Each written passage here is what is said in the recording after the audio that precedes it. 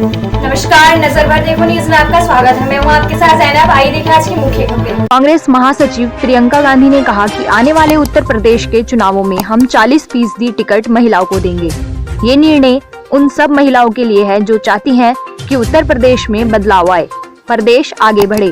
प्रियंका गांधी ने कहा कि आज प्रदेश में नफरत का बोलबाला है। प्रियंका ने महिलाओं से आह्वान किया और कहा कि राजनीति में आइए, आगे आइए, कांग्रेस का आवेदन खुला रहेगा। आप आगे आइए, मेरे कंधे से कंधा मिलाकर चलिए। ये एक शुरुआत है, आने वाले समय में ये प्रतिशत बढ़ सकता है। ये पूछे जाने पर कि क्या कांग्रेस को इतने उम्मीदवार मिल पाएंगे, इस पर प्रियंका ने कहा कि हम अपने प्रत्याशियों की पूरी मदद करेंगे, वो जरूर जीतेंगी। प्रियंका गांधी वाड्रा ने कहा कि इस निर्णय से उत्तर प्रदेश की राजनीति में महिलाओं की भागीदारी बढ़ेगी। एनबीडी से इफ्तिखार हुसैन जैदी की खास रिपोर्ट। न्यूज देखने के बाद हमारे चैनल को सब्सक्राइब, लाइक और शेयर जरूर करें। नमस्कार, आपको थोड़ा इंतज़ार कराया उसके लिए माफ़ी चाहती हूँ। ठीक है। जैसे सुप्रिया जी ने कहा, आज हमारी पहली प्रतिज्ञा के बारे में बात करना चाहती हूँ मैं। हमने तय किया है कि आने वाले विधानसभा चुनाव में उत्तर प्रदेश में कांग्रेस पार्टी 40% टिकट महिलाओं को देगी।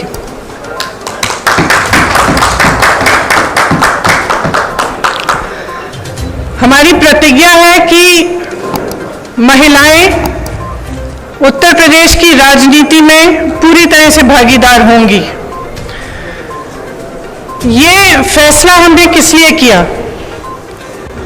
जब मैं 2019 के चुनाव में उत्तर प्रदेश प्रचार के लिए आई थी, तो इलाहाबाद यूनिवर्सिटी की कुछ लड़कियां मेरे से मिली और उन्होंने मुझे बताया कि किस तरह से यूनिवर्सिटी के नियम कानून, हॉस्टल के नियम कानून उनके लिए अलग थे और पुरुषों के लिए अलग। ये निर्णय उनके लिए लिया है। ये निर्णय मैंने उस महिला के लिए लिया है जिसने गंगा यात्रा के दौरान मेरी नाव को वापस तट पर बुला के कहा कि मेरे गांव में पाठशाला नहीं है, मैं अपने बच्चों को पढ़ाना चाहती हूँ।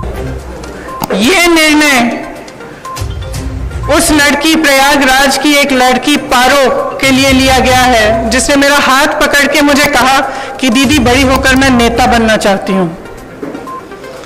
ये निर्णय उसके लिए है।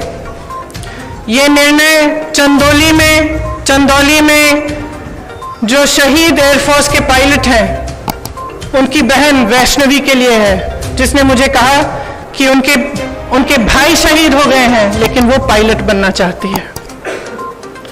ये निर्णय उन्नाव की उस लड़की के लिए है जिसको जलाया गया, मारा गया, उसकी भाभी के लिए है जो आज भी संघर्ष कर रही है उसका, और उसकी 9 साल की भाभी की बेटी के लिए है जिसको स्कूल में धमकाया गया था। ये निर्णय हाथरस की उस माँ के लिए है जिसने मुझे गले लगाकर कहा कि उसको न्याय चाहिए, उसको न्याय नहीं मिल रहा है। ये निर्णय रमेश कश्यप की बेटी के लिए है, उसका नाम भी वैष्णवी है, जो बड़ी होकर डॉक्टर बनना चाहती है। लखीमपुर में एक लड़की मेरे से मिली, मैंने उससे पूछा क्या बनना चाहती हो बड़ी होकर, उसने कहा प्रधानमंत्री बनना चाहती हूँ। उसके लिए है ये निर्णय। ये निर्णय लखनऊ की एक बस्ती में लक्ष्मी वाल्मीकि के लिए है जो ITI पढ़ी है, BA की है, उसने कंप्यूटर पास किया है, आज तक उसे नौकरी नहीं मिली है। ये निर्णय उसके लिए है। ये निर्णय सोनभद्र में उस महिला के लिए है जिसका नाम किस्मत है, जिसने अपने लोगों के लिए आवाज उठाई, संघर्ष किया और न्याय मांगा। ये निर्णय उत्तर प्रदेश की हर एक महिला के लिए है जो बदलाव चाहती है, जो न्याय चाहती है, जो एकता चाहती है, जो चाहती है कि आगे बढ़े उसका प्रदेश। मैं आप सबसे कहना चाहती हूँ, आप समाज सेविका हैं, आप अध्यापक हैं, आप एक नौजवान महिला हैं जो आप अपना भविष्य बनाना चाहती हैं, आप प्रेस में हैं, अगर आप बदलाव चाहती हैं तो इंतजार मत करिए, आपकी सुरक्षा कोई नहीं करने वाला। सब बातें करते हैं, सुरक्षा करने का जब समय आता है तो सुरक्षा उनकी होती है जो आपको कुचलते हैं। आज सत्ता का नाम यह है कि आप खुलेआम पूरे पब्लिक के सामने लोगों को कुचल सकते हैं। ये सत्ता बन गई है, ये गलत है। घृणा का बोलबाला है, नफरत का बोलबाला है, गलत है। इसको महिलाएं बदल सकती हैं। महिलाएं इसलिए बदल सकती हैं क्योंकि करुणा भाव, सेवा भाव और दृढ़ता, शक्ति सबसे ज्यादा महिलाओं में है। मैं आपसे कहना चाहती हूं, राजनीति में आओ, मुझसे कंधा से कंधा मिलाओ। मैं जानती हूं कि आपके संघर्ष क्या है। मेरी प्रेस की सहेलियां यहाँ हैं, मैं जानती हूं, मैं आपको देखती हूं सुबह से शाम तक आप कैसे दौड़ती हैं, किन परिस्थितियों में। जब सीतापुर में बीच रात में अंधेरा था, मुझे घेर लिया पुलिसकर्मी ने, महिला पुलिसकर्मी थी, मुझे घेरा, मुझसे लड़ी, मैं भी भिड़ गई उनसे।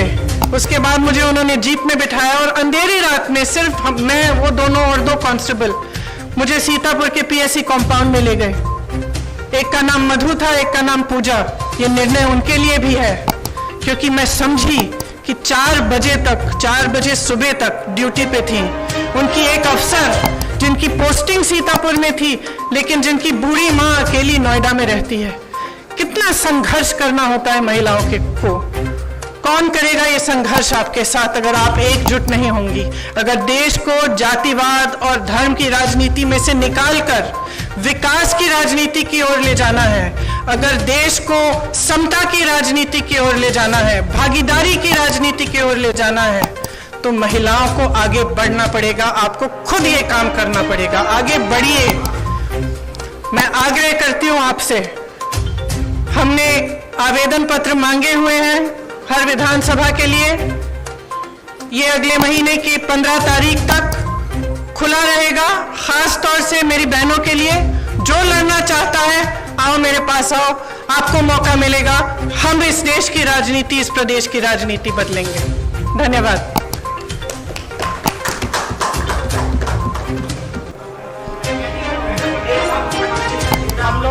हम लोग सवाल लेंगे।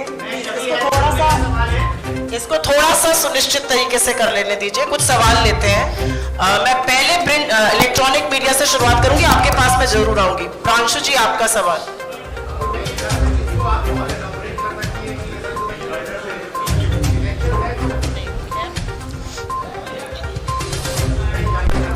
इसको अगर और इलैबोरेट कर सके कि इस डिसीजन के पीछे का एक पॉलिटिकल रैशनल क्या है, क्योंकि लोग ये चाहेंगे। सुनाई नहीं दे रहा। थोड़ा सा शांत रह जाइए, आपके कोलीग को सवाल। मैं ये पूछ रहा था कि इसको आप थोड़ा सा अगर और इलैबोरेट कर सके कि इसके पीछे का रैशनल क्या है, क्योंकि लोग ये कहेंगे कि चुनाव का सीजन है और आप इतना बड़ा एक गैम्बिट ले रही हैं कि आप कह रही हैं 40% टिकट, जो कि लगभग 100 टिकट से ज्यादा होगा, आप महिलाओं को। मेरी बस चलती तो 50 करती। तो इसके पीछे का रैशनल क्या है? दूसरा, क्या आपको लगता है कि ये जो प्रोसेस है अभी टिकट देने का और उसके बाद आपकी पार्टी के अंदर जो ओवरऑल एक नेशनल लेवल पे यूपी के बियॉन्ड भी महिलाओं का जो रिप्रेजेंटेशन है, क्या उसको बढ़ाने के पीछे का एक थॉट प्रोसेस ओरिजिनल? देखिए, यहाँ पे बढ़ेगा तो नेशनली भी बढ़ेगा। मैं यूपी की इंचार्ज हूँ। यहाँ का निर्णय हम लोगों ने लिया है, सबकी सहमति के साथ लिया है। इसके पीछे, जैसे मैंने कहा, मुख्य सोच ये है कि जो महिला है वो एकजुट होकर एक फोर्स नहीं बन रही है। उसको भी जातियों में, धर्मों में बांटा जा रहा है। राजनीतिक पार्टियां सोचती है कि एक गैस सिलेंडर देके, 2000 रुपए देके खुश कर देंगे, लेकिन जो महिला का संघर्ष है वो एक बहुत लंबा और बहुत गहरा संघर्ष है।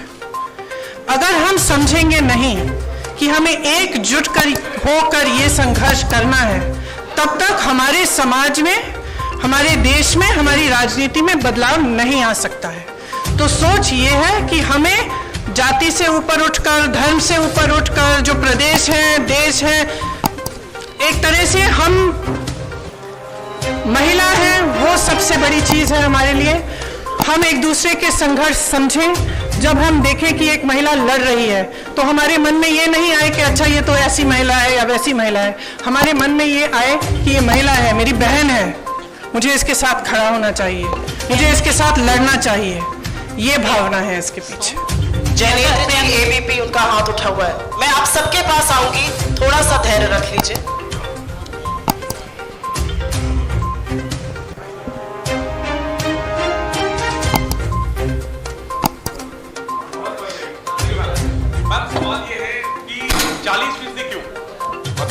30% रिजर्वेशन की चर्चा होती है, आदियाबादी है तो 50% हो सकता था, 40 क्यों? और एक सप्लीमेंट्री में ये भी पूछना चाहता हूँ कि वो सवाल आ गया कि राष्ट्रीय स्तर पर ये होगा या नहीं। जनरली हम देखते हैं कि महिलाओं की भागीदारी के नाम पर नेता अपनी पत्नियों को, अपने परिवार की महिलाओं को आगे कर देते हैं, तो ये ना हो इसके लिए आपने सोचा है, क्या कदम उठाएंगे? Thank you. देखिए, आपने दो सवाल किए। सबसे पहले 40 क्यों नहीं? शुरुआत है, 40 से शुरू करेंगे। अब मैंने कहा अगर मेरा बस चलता तो 50 होता, तो लेकिन सबकी सहमति के साथ 40 तय किया है। अगले चुनाव में 50 भी हो सकता है। सबसे पहला ये। दूसरा, देखिए, ये सच है कि कई बार लोग अपनी पत्नियों को, बेटियों को चुनाव लड़वा लेते हैं, लेकिन इसमें कोई इतनी बड़ी बुराई नहीं है। लड़ लेती हैं, उसके बाद सक्षम हो जाती हैं। मुझे याद है, एक अमेठी में एक प्रधान थे, उन्होंने अपनी बीवी को लड़ाया। कुछ साल बाद मेरे पास आए, कहा कि आप संभालिए, मुझसे तो नहीं संभलती है, सारे निर्णय ले रही हैं। तो मैंने कहा, आप क्यों रो रहे हो? तो ये तो देखिए, ये प्रोसेस होता है, एक शुरुआत होती है इस प्रोसेस की, और आस्ते आस्ते सक्षमता मिलती है। तो इसमें कुछ, मुझे तो कोई बुराई नहीं लगती। सीमांत लखवी जी, भारत समाचार से। सब पुरुष पूछ रहे हैं? नहीं, महिलाओं के पास इसके बाद आऊंगी आप लोगों के पास इसके बाद। मैम, 2017-2019 में जिस तरह के नतीजे रहे हैं कांग्रेस के, ये सबने देखा, तो क्या इतनी बड़ी संख्या में महिला मजबूत प्रत्याशी आप लोगों को मिल पाएंगी 2022 के चुनाव के लिए? देखिए, हमें प्रत्याशी मिलेंगी, लड़ेंगी वो। अगर इस बार मजबूत नहीं होंगी, अगली बार मजबूत होंगी। हमें लड़ाना है, हम पूरी तरह से मदद करेंगे, समर्थन करेंगे और लड़ेंगे जी जान से। एएनआई से कामना जी, अब मुझे लगता है कुछ महिलाओं को चांस जरूर देना चाहिए। एएनआई से कामना जी।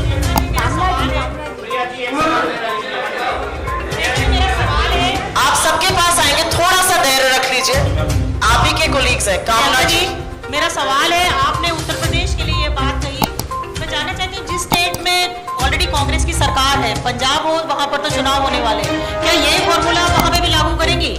देखिए, मैं उत्तर प्रदेश की इंचार्ज हूँ यहाँ का। जैसे मैंने कहा, हमने निर्णय लिया है। अब ये मिसाल बनेगा, अगर दूसरे भी इसको फॉलो करना चाहते हैं तो बहुत अच्छा रहेगा। प्रियंका जी, जातिगत आधार पर टिकट मिलते हैं? माफ करिए, एक सवाल प्लीज पूछिए, उनको खत्म कर लेने दीजिए, फिर आपके पास आते हैं। महिलाओं को जो टिकट दिया जाएगा, क्या वो जातिगत आधार पर दिया जाएगा? क्या वो जाति के आधार पर दिया जाएगा? महिला की सक्षमता के आधार पर दिया जाएगा, मेरिट के आधार पर। वो कितना काम कर रही है, कितना उसके विधानसभा के लोग उनको पहचानते हैं, उसके हिसाब से दिया जाएगा। एक शायद ये इंतजार कर रही थी जी।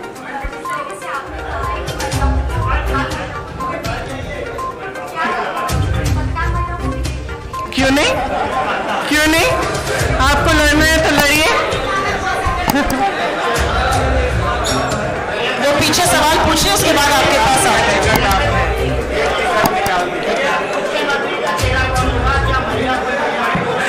वो आगे जाके देखेंगे। क्यों? मैं जब बताऊंगी, जब बताना चाहती हूँ। 1 मिनट रुक जाइए सर। हाँ, आप पूछिए मैडम।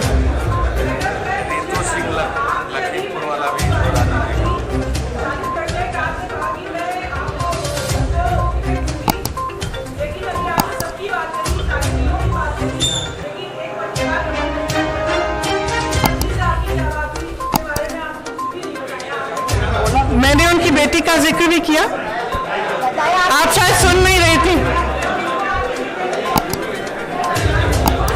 सॉरी, और वो लड़ना चाहेंगे तो जरूर। 1 मिनट रुक जाइए। उन्होंने जिक्र किया, शायद आपने सुना नहीं, उन्होंने उनकी बेटी के बारे में क्या बातचीत हुई उसका पूरा जिक्र किया।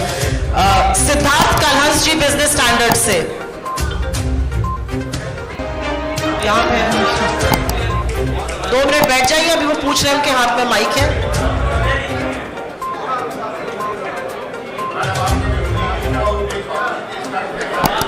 प्लीज आप लोग थोड़ा शांत रहिए, आपके कोलीग एक सवाल पूछ रहे हैं, आप लोगों से अनुरोध है, थोड़ा सा धैर्य और शांति रखिए। आप भी रुक जाइए, वो सवाल पूछ रहे हैं। मैं अपने विरोधियों को कहना चाहूंगी कि थोड़ी अपनी क्रिएटिविटी बढ़ा लें। क्योंकि मैं जो भी करती हूँ वो या तो उसको टूरिज्म बोलते हैं या पब्लिसिटी स्टंट बोलते हैं। अब कुछ नया ढूंढें। अब 2 साल हो गए हैं, बस वही दोहराते जा रहे हैं। थोड़ी सी क्रिएटिव हो जाए, कोई और आलोचना ढूंढे मेरे लिए। हम लोग सवाल सिर्फ इसी मुद्दे पर लेंगे, ये एक ऐतिहासिक मुद्दा है। अगर आपका सवाल इस पर हो तो जरूर पूछिए।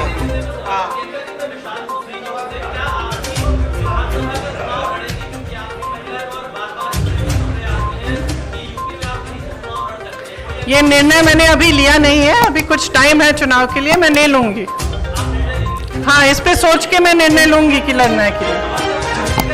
रोहित जी, नवभारत टाइम से रोहित जी।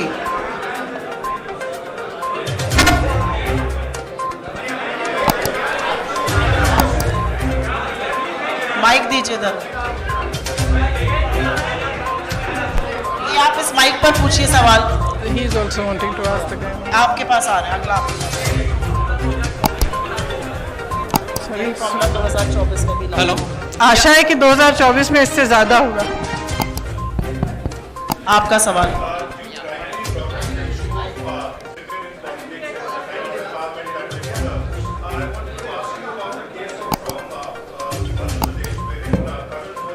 Hello, We are restricting. I'm sorry, but we are restricting questions only to this issue. No, this is a historic issue. I will not let any other questions be asked. Please respect my prerogative. This is a Shall we historic. do one thing? Shall we have a separate interview and I'll answer your questions? We cannot have you. Next question, please. मैं समर्थ हूँ आज तक से। मेरा सवाल है कि अखिलेश यादव लगातार कह रहे हैं कि वो मुख्य विपक्ष हैं। कांग्रेस पार्टी और प्रियंका गांधी, आपका इसको लेकर क्या कहना है? आप इस मुद्दे पर अगर आपका सवाल हो तो जरूर हाथ उठाइए। आज ये ऐतिहासिक है, मुझे लगता है कि इस मुद्दे को समझिए। आज तक आजाद हिंदुस्तान में 40% टिकट किसी भी पार्टी ने कहीं पर भी महिलाओं को नहीं दिया है। इसकी थोड़ी सी ऐतिहासिकता को समझिए। प्रिंट से प्रशांत जी सवाल पूछना चाहते हैं, उनके पास माइक दीजिए। आपके पास भी आएंगे। मैं कहीं जा नहीं रही हूँ। अभी तो पत्रकारिता कहीं जा नहीं रही हूँ। प्रियंका जी, आपने तो सवाल पूछा। मेरा सवाल ये है कि सुनिए, मैं कहीं जा नहीं रही हूँ, मैं यही हूँ। आप पूछ लीजिए इसके बाद। प्रियंका जी, सवाल ये है कि कांग्रेस में कैंडिडेट्स का सिलेक्शन और कैंडिडेट्स की एप्लीकेशन पिछले 2 महीने से लिए जा रहे हैं, लगभग 1.5-2 महीना हो गया। लेकिन फैसला आज आप ये करते हैं कि 40% टिकट आप महिलाओं को देंगी। तो क्या जो जितने भी कैंडिडेट्स ने अभी अप्लाई किया, क्या उनमें से कोई जेन्युइन नहीं थे तो 40% का फैसला करना पड़ा, या नतीजों को ध्यान में रखते हुए, क्योंकि कांग्रेस का गठबंधन भी अभी क्लियर नहीं है किसी के साथ होगा या नहीं होगा, या जो भी पहले के नतीजे रहे हैं, या उनको देखते हुए ये फैसला लेना पड़ा कि 40%? देखिए, ये लेना पड़ा नहीं है। ये फैसला मैंने आपको समझाया किस लिए लिया। मैंने इससे पहले काफ़ी इलैबोरेट किया कि क्यों लिया गया है ये फैसला। ये फैसला महिलाओं के सशक्तिकरण के लिए है। इसके पीछे और कोई छुपा राज नहीं है। यहाँ से कुछ सवाल थे, अगर इस मुद्दे पर हो तो आप जरूर पूछिए। इस मुद्दे पर है,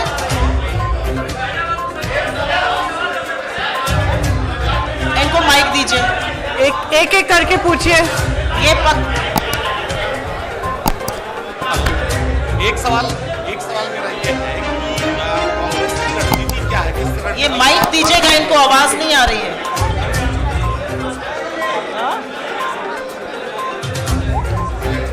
आने वाले चुनाव में बड़ी चुनौती है कांग्रेस के सामने।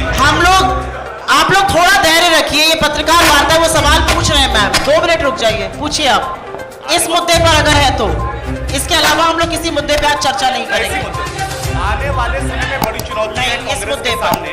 आप अमेठी जैसी जगहों पर आप सीट हार गई, तो कैसे अपने लोगों को आप इकट्ठा करेंगे? क्योंकि जिस तरह से आप देखिए, भारतीय जनता पार्टी ने अपने तमाम प्रोग्राम चलाए हैं, उसके अपेक्षा कांग्रेस उतना जमीन पर दिख नहीं रही। आपको शायद मालूम नहीं होगा कि पिछले 2 सालों में 18,700 से ज्यादा कांग्रेस के कार्यकर्ता जेल गए हैं उत्तर प्रदेश में। 3 दिन से 3 महीनों के लिए लगातार प्रोग्राम कर रहे हैं। और शायद आपने भी महसूस किया होगा कि अगर सड़क पे कोई पार्टी लड़ रही है तो वो कांग्रेस ही है। प्रियंका मैम, मेरा एक सवाल है आपसे कि राहुल जी आते हैं, वो रणजीत सुरजेवाला के साथ होते हैं, आप सुप्रिया जी के साथ आई हैं। हम लोगों का जो इंटरेक्शन होता है वो यहाँ पे लोकल लोगों से होता है। ये आएंगी, दिल्ली चली चली जाएंगी। हम लोगों को यहाँ पर उस तरीके से जो खबरें हैं वो सारी चीजें आप ये जी, तो मेरा सवाल क्या है जी आपका? मेरा सवाल मैम यही है कि सबसे पहले आपको ईद मिलादुन नबी की मुबारकबाद। धन्यवाद आपको भी। है और मेरा सवाल आपसे वही है कि कांग्रेस क्या मुख्यमंत्री का फेस देकर चुनाव लड़ेगी या विदाउट सीएम कैंडिडेट? मैंने उस सवाल का भी अभी जवाब दिया, इस पे अभी निर्णय नहीं हुआ है, जब होगा आपको पता चल जाएगा। आपका 2 बार सवाल का जवाब दे चुकी हूँ। कहिए, उससे पूछे तो इन दोनों से पूछे। इस मुद्दे पर सवाल है, नहीं चल रहा है। आपका सवाल इस मुद्दे पर है?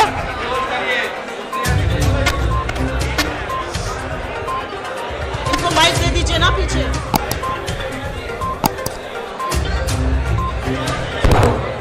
मैडम मेरा एक सवाल ये था कि कांग्रेस का क्या नहीं सर, हम सवाल सिर्फ इसी इशू पर लेंगे। आज की प्रेस कॉन्फ्रेंस महिलाओं के मुद्दे पे है, उसके बाद हम इससे बात कर सकते हैं। जी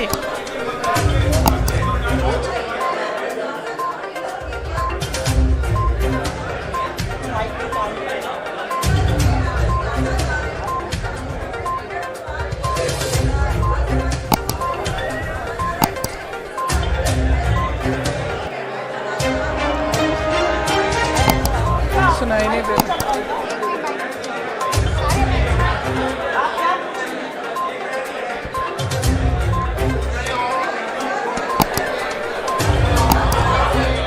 हेलो हेलो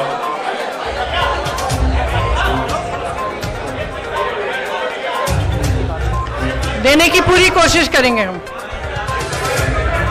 अंतिम 2 सवाल लेंगे आप प्लीज। उधर से काफी समय से इंतजार कर रहे हैं। टोटल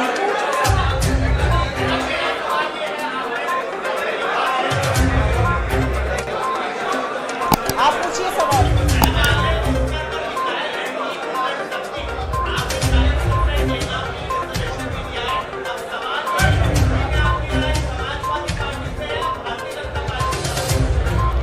मेरी लड़ाई एक नए तरह की राजनीति को बनाने के लिए है।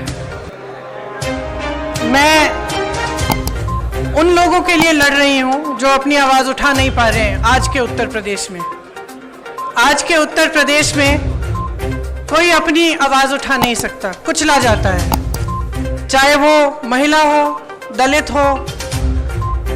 जहां जहां पे भी मैं गई हूं, मैंने यही देखा है कि जो पीड़ा में है, आवाज उठा नहीं पा रहा है, लड़ नहीं पा रहा है, उसको कुचला जा रहा है, तो मैं उसके लिए लड़ रही हूं। और मेरी राजनीति सिर्फ इसलिए है कि यहाँ पे बदलाव आए, कि कुछ आशा, कुछ उम्मीद जागे कि उत्तर प्रदेश आगे बढ़ सकता है। एक ऐसी राजनीति बन सकती है इस प्रदेश में जिसमें करुणा का भाव हो, सेवा का भाव हो, सिर्फ मारने, कुचलने और सत्ता का दुरुपयोग करने का नहीं। ये मेरा प्रयास है।